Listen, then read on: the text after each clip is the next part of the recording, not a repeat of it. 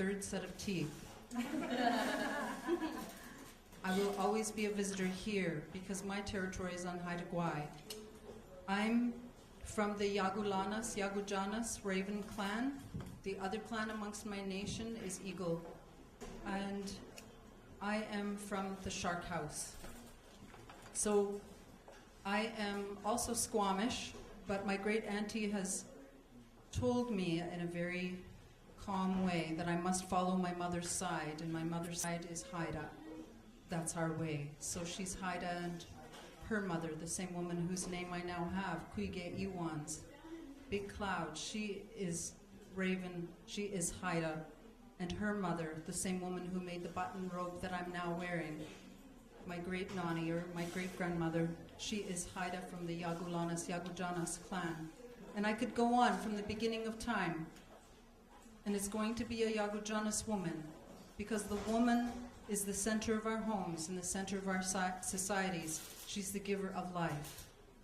And we've always respected and honored her because of that. She's made our clan strong. She's made our clan rich. So I was sitting here and I was trying to think of which story wants to be told, because all the stories have spirits and the songs have spirits too.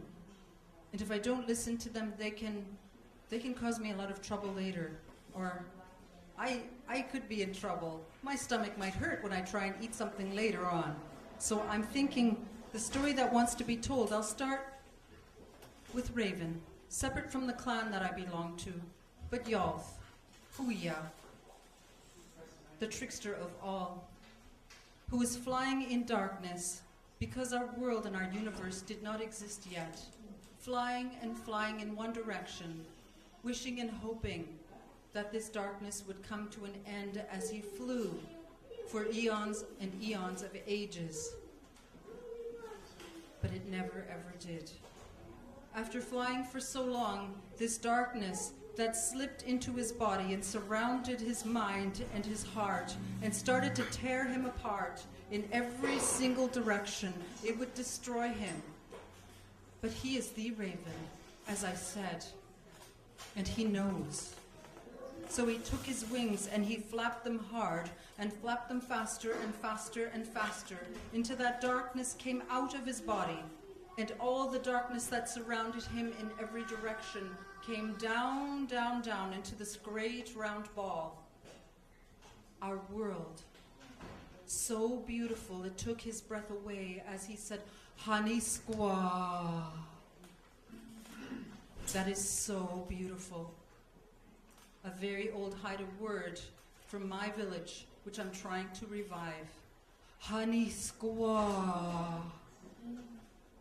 I must change myself into a handsome two-legged, into a man, and go into this world and make it a better place than it already is. It's almost perfect, but just not quite. He needed to set the land in the world, and the fresh water, and all the swimmers and the flyers, and the four-leggeds and the crawlers, and more two-leggeds, since he was the only one.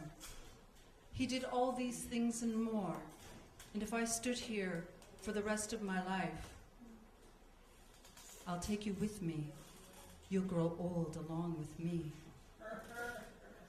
But I will not get to tell all the Raven stories that exist for my nation. This is just one.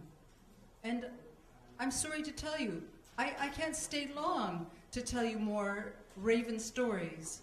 I'll try and tell a short version, because I know we're pressed for time, and my Guja was waiting, with the song sitting in it. And I have to sing that too, out of respect to it. So I'll tell you the story of how Yalth, or Huya, because he uses both names, was in the world, and he was living on Haida Gwaii, the land of the people, my home territory, in a village where he worked hard alongside everyone else, but they knew he was the Raven.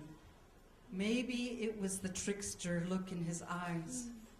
Maybe it was the crazy feathers that he had all over the top of his head, and in other places. He was kind of crazy looking.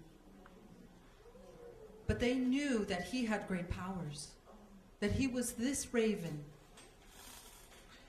And so all the relatives were working hard together, but they were complaining every day because, well, they are two-leggeds after all.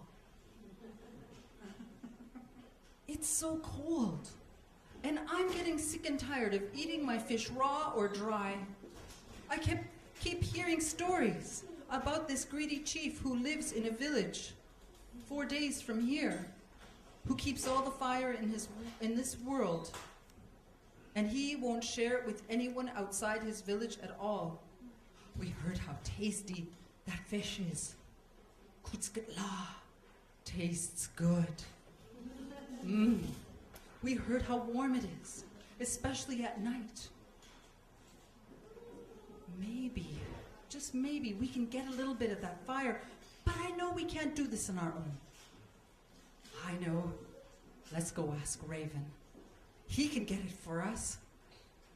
So they all clamored around him in a great big circle as he stood there listening to everyone, talking to him all at once. Please, pulling on his arms and his hands.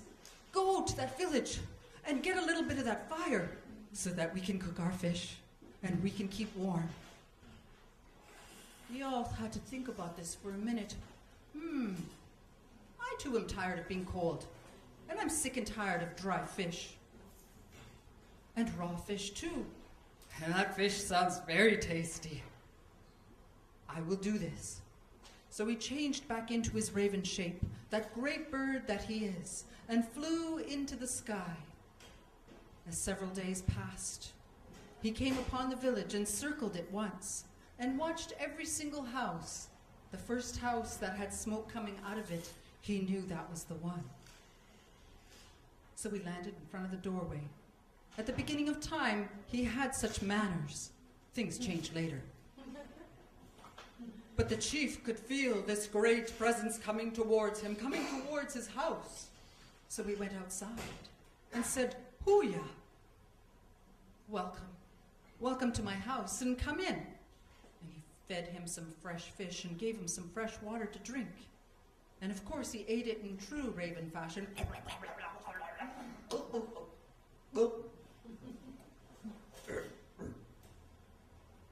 Oh, Chief said, "I'm so glad that you like my food so much, but I must ask you, what business do you have in my house? What business do you have with me?" Raven was so happy to hear this. "Oh, Chief, I'm so glad you asked. I live in a village far from here, and we're tired of being cold, and we're tired of eating dry fish all the time. We heard about how delicious your fish is because of your fire, and it truly is tasty. Oh, goodness, I've never tasted anything so good. And it's so warm, and it's so pretty to watch. Could you give us a little piece of this fire, Chief, so that we can cook our fish and be warm too?" Chief is very, very greedy as he stood and clenched his fists. "You can't have it! How dare you ask me such a question? It's mine!" Raven hung his head, looking so alju, pitiful. As he stared into the fire, "I failed my relatives. I don't know what I'm going to do. I can't go home empty-handed. They'll still be cold, and the fish will be cold and dry. What can I do?" As he stared in the fire for so long, it's so warm. Oh, and I can still taste that yummy fish, and I want more. He finally grabbed a burning stick out of the fire and put the end that wasn't burning into his beak, and they say this is how ravens became all black. They used to be all white. But regardless, he flew out through the middle of the house, out through the smoke hole and around the entire world as he let sparks land here and there. So they landed on stone or wood. So when hit or rubbed together, would produce sparks or smoke and make new fire. He lastly came to Haida Gwaii, to his village, and his relatives gathered around in amazement as they stared at the last coal there. But then they looked at Yolth's face and part of his very long beak had burnt off to the size it is today. So this is the story of how Yoth, Huya, brought fire. How